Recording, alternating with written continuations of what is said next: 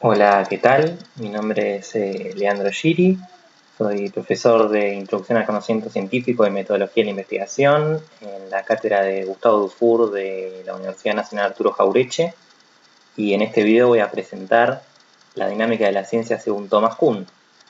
Thomas Kuhn fue un famoso físico, doctor en física y doctor en filosofía de la Universidad de Harvard, que publicó en 1962 un trabajo muy recordado llamado La estructura de las revoluciones científicas.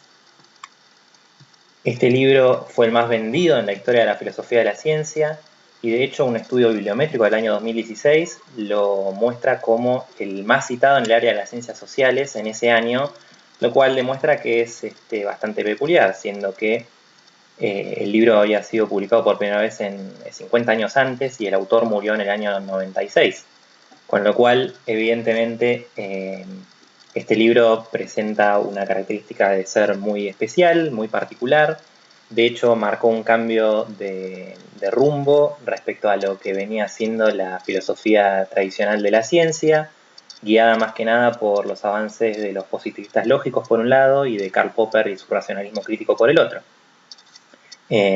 Thomas Kuhn presenta una ruptura en el modo de hacer filosofía de la ciencia, sobre todo en el modo de entender la dinámica de la ciencia, y de eso vamos a tratar en este video. Básicamente, el modelo que presenta Kuhn para el progreso científico está, digamos, representado por este sencillo diagrama. Lo que Kuhn propone es que toda disciplina científica comienza en un periodo de presciencia, un periodo inmaduro. Luego va a moderar esta etiqueta que le pone a la ciencia, porque va a decir que, bueno, no toda ciencia en este estado es inmadura, sino que, bueno, simplemente es un estado donde no hay consensos. Un ejemplo de disciplinas científicas que hoy se encuentran en esa situación, por ejemplo, es la economía. Sabemos por discusiones que observamos en el ámbito de la televisión que existen múltiples escuelas económicas en pugna. Por ejemplo, los economistas neoliberales, los economistas marxistas, los economistas keynesianos, pertenecen a escuelas diferentes de economía y no se ponen de acuerdo, no utilizan los mismos conceptos para tratar la disciplina que ellos manejan, que es la economía, y en definitiva pareciera que viven en mundos separados, va a decir Kuhn. Por supuesto que uno no diría que la economía es una disciplina inmadura. ¿Por qué? Porque, bueno, cada una de estas escuelas que yo mencioné, la escuela neoliberal o neoclásica, la escuela keynesiana y la escuela marxista, tienen muchísimos adeptos y funcionan como comunidades científicas muy, muy cerradas.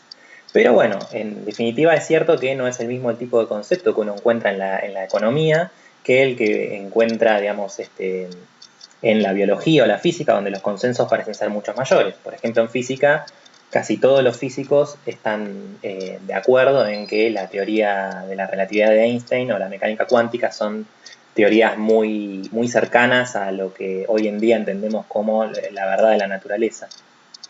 Lo mismo sucede en la biología con la teoría de la evolución, que más o menos es aceptada por todo biólogo serio. Como ven, en la economía o en la psicología, donde también hay escuelas en pugna, como ser la escuela conductista o la escuela de la Gestalt, la escuela freudiana, también hay grandes desacuerdos y maneras diferentes de nombrar los mismos fenómenos y de verlos. Bueno, todo eso sucede en la etapa de presciencia, que también Kuhn llama luego etapa preparadigmática. Pero una vez, según la dinámica de la ciencia, según Kuhn la plantea, una vez que ocurre, que pasa el tiempo, las ciencias van arribando a consensos, las comunidades científicas van arribando a consensos y se genera el paradigma. El paradigma es una unidad de ciencia que es distinta a la unidad de ciencia clásica que venía trabajando Popper o el Círculo de Viena, que era la teoría, ¿no? La teoría como colección de enunciados ordenados, que incluían las leyes que funcionaban como axiomas y aquello que se podía deducir de las leyes. Aquí, digamos, en los paradigmas de Kuhn, Hay otro tipo de elementos que los cuales después vamos a profundizar, pero es una unidad más amplia que la teoría. Incluye a las teorías e incluye a muchas otras cosas que luego vamos a profundizar. Pero baste decir que en la ciencia normal, que es la primera etapa de los paradigmas, lo que ocurre es que aparece consenso respecto a los modos de trabajar en ciencia y a las preguntas que son pertinentes a hacer y a los lenguajes que hay que utilizar para nombrar a los fenómenos. Entonces, cuando hay una ciencia normal, los científicos se ponen de acuerdo respecto a cómo tienen que trabajar, y ahí surgen, por ejemplo, los libros de texto con los cuales se entrenan a los científicos en las universidades, que básicamente suelen todos tratar a las teorías de maneras muy parecidas. Eso, por ejemplo, cuando uno lee libros de química, en general tratan a las teorías de manera muy parecida. En general las explicaciones son muy parecidas, los ejercicios son muy parecidos. ¿Y qué hacen los científicos en ciencia normal? Resuelven enigmas. Aquí enigma lo pongo entre comillas porque en realidad la palabra que usó Kuhn era puzzle, que una traducción correcta sería rompecabezas. Y la idea de rompecabezas es una idea muy gráfica que implica que todos los científicos que trabajan en ciencia normal tienen las mismas piezas para trabajar y lo que tratan de hacer es ordenar esas piezas. Entonces, hay preguntas que son válidas para hacer y hay preguntas que no son válidas para hacer. Hoy en día, por ejemplo, uno podría en astronomía preguntarse por determinados cuerpos celestes que están lejos de nuestra galaxia y su comportamiento, y eso estaría bien, pero uno no podría cuestionarse si el Sol está en el centro del sistema solar, porque esas cosas ya son parte de la astronomía tal cual la conocemos, la astronomía heliocéntrica, tal cual la manejamos hoy, y no estamos dispuestos a volver a cuestionarnos esas cosas, ¿no? Entonces un astrónomo que hoy en día venga y diga que en realidad el Sol no es el centro del sistema solar va a ser tomado por loco, va a ser expulsado de la comunidad, y eso hace que la comunidad más o menos funcione de una determinada manera. Por eso Kuhn decía que en ciencia normal hay dogmas, es decir, verdades de fe, cosas que no se cuestionan. Yo entreno a astrónomos y les digo que el centro del sistema solar es el Sol. No les puedo decir otra cosa. Y aquel que diga lo contrario va a desaprobar el examen, nunca va a llegar a ser un astrónomo. Y si un día llega docente por alguna casualidad y le dice a los chicos que el Sol no es el centro, entonces hay que expulsarlo de la universidad, de alguna manera. Entonces hay dogmas, como si fuera lo que ocurre en las religiones, ¿no es cierto? Entonces los científicos normales trabajan resolviendo enigmas, resolviendo aquellas cosas que las piezas del paradigma le permiten resolver. Pero a veces aparecen preguntas que no pueden ser contestadas, que resulta que el paradigma no las trata bien, y esa cosa que surge se llaman anomalías, son esas preguntas que no puedo resolver, utilizo todas las piezas del rompecabezas que me aporta el paradigma y no lo puedo resolver. Eso es una anomalía. Sin embargo, una anomalía, a diferencia de lo que le hubiera gustado a Karl Popper, no basta para voltear un paradigma. No es suficiente para voltear al paradigma. ¿Por qué? Porque en general los científicos tratan de proteger al paradigma. Cuando un paradigma funciona, en general se lo cuida, porque digamos, no cuidarlo implicaría que cualquier anomalía que surja pudiera destruir todo un sistema institucional que la comunidad científica maneja. Y con sistema institucional me refiero a revistas científicas, me refiero a universidades, a los programas, a las currículum de las universidades. Todo eso tiene que ser protegido y por eso no basta con una anomalía en general para poder llevar problemas a un paradigma. Entonces, la ciencia normal puede coexistir con anomalías. En general lo que va a pasar con un científico que descubre una anomalía es que no la comunique. De alguna manera va a encajonar la causa. Pero claro, en un momento puede darse que las anomalías se comiencen a acumular. Y cuando son muchas, ya no se pueden ocultar fácilmente. La comunidad científica desconfía y en los congresos los científicos empiezan a murmurar y dicen, bueno, este paradigma quizás tenga algunos problemas. Y ahí es cuando ya podemos hablar de que el paradigma entra en crisis. Se han acumulado anomalías y ya no sostenemos los dogmas de la fe de nuestro paradigma como antes. Ahora nos preocupa. Esta etapa de crisis puede durar muchísimos años, puede durar siglos, para algunas teorías. Pero bueno, ya digamos los consensos que logramos conseguir se están empezando a romper. Y un día aparece un nuevo paradigma, un nuevo candidato, una nueva unidad propuesta que va a implicar nuevas preguntas, nuevos vocabularios, nuevos métodos, y si eso logra convencer a la comunidad va a ocurrir la revolución científica. La revolución científica es nada más que el paso de un paradigma que estaba en crisis y se cae a un nuevo paradigma. Y cuando ese nuevo paradigma entra en acción, entramos en una nueva ciencia normal. Entonces tenemos un proceso que es casi circular, ¿no es cierto? Es un ciclo. Ya no volvemos jamás al estado de inmadurez, o bueno, acordémonos que Kuhn luego abandona ese término y habla simplemente de etapa preparadigmática.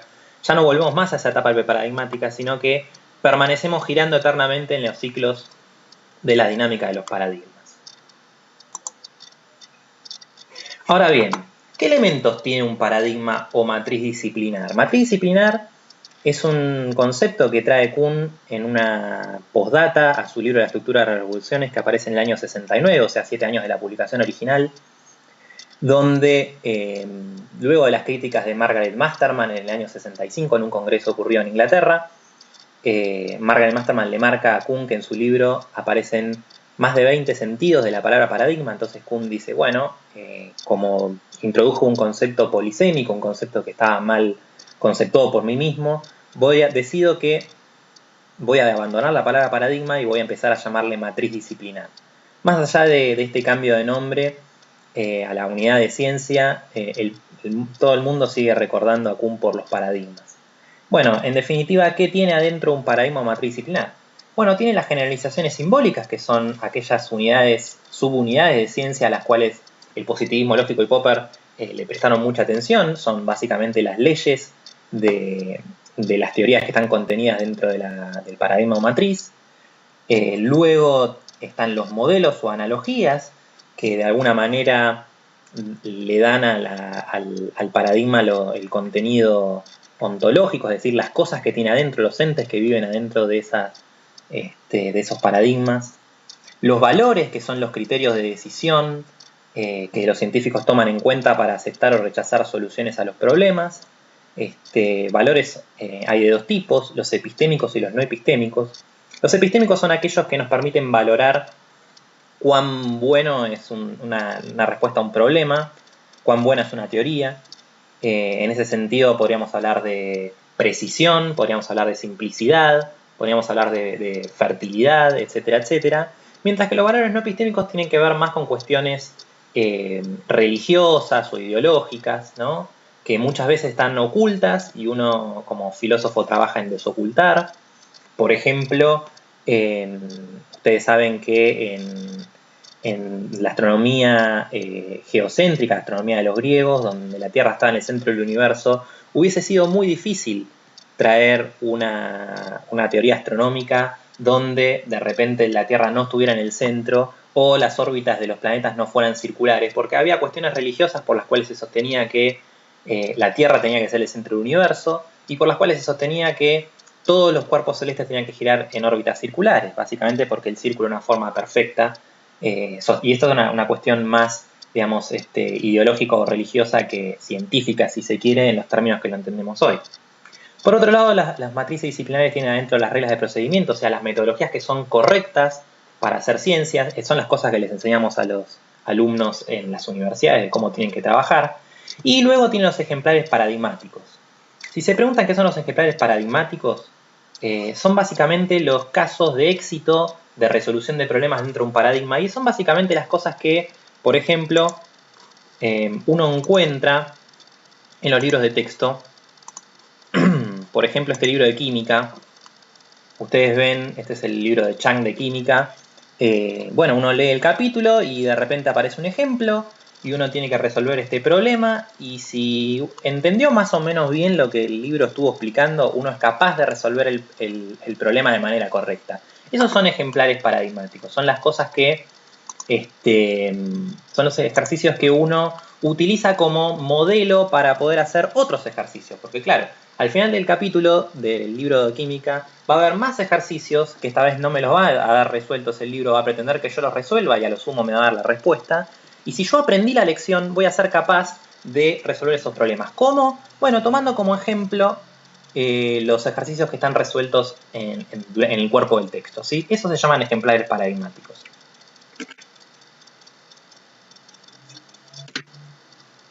Para hacer un poquito de comparación entre las dinámicas científicas, ¿qué diferencia hay, digamos, en este modelo de Kuhn que yo les presenté y los modelos de las escuelas anteriores de filosofía de la ciencia, el inductivismo y el falsacionismo?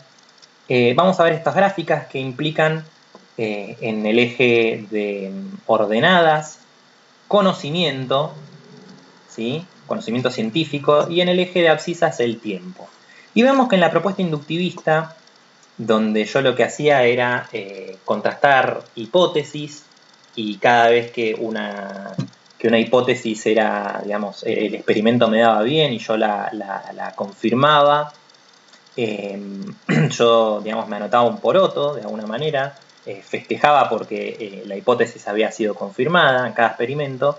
Bueno, cada observación que me permite confirmar un experimento me permite acumular conocimiento. Por eso tenemos una acumulación de conocimiento lineal en el tiempo, ¿sí?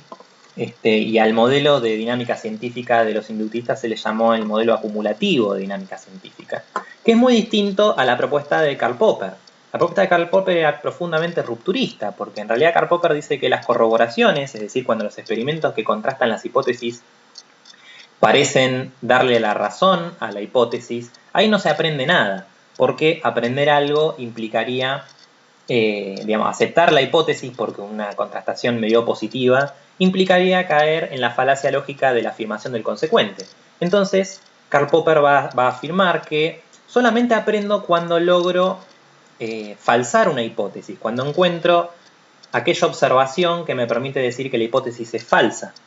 Y por eso el modelo de Karl Popper va a parecer más bien un gráfico de escalón, ¿no? Porque en las etapas en que no logro falsar la hipótesis, no aprendo, por eso es una horizontal, pero luego aprendo cuando logro falsar. Entonces aquí no aprendo y aquí aprendo. Aquí corroboro, aquí falso. Aquí corroboro, aquí falso. Y por eso va a parecer más bien una escalerita.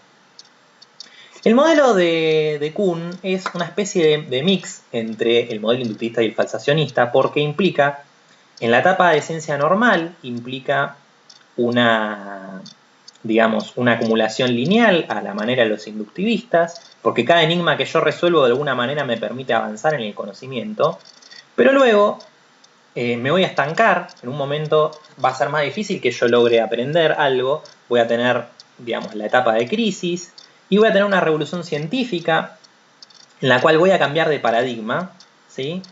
Y luego voy a entrar a una nueva ciencia normal donde otra vez entro en una etapa acumulativa como antes. Fíjense que, más allá de que, del que el modelo es rupturista, igual que el de Popper, en los dos casos se acepta el progreso científico. Cada vez yo sé más. Aunque cambie de paradigma, cada vez yo sé más. ¿Por qué? Porque este paradigma nuevo, ¿sí?, es mejor que este. Por eso, digamos, es aceptado. ¿Es mejor en qué sentido? Es mejor en que seguramente es más sencillo, en que seguramente es más exacto, en que seguramente es más fértil. O sea, la razón por la cual los científicos cambian de paradigma son racionales. Es decir, cumplen con valores epistémicos previamente consensuados.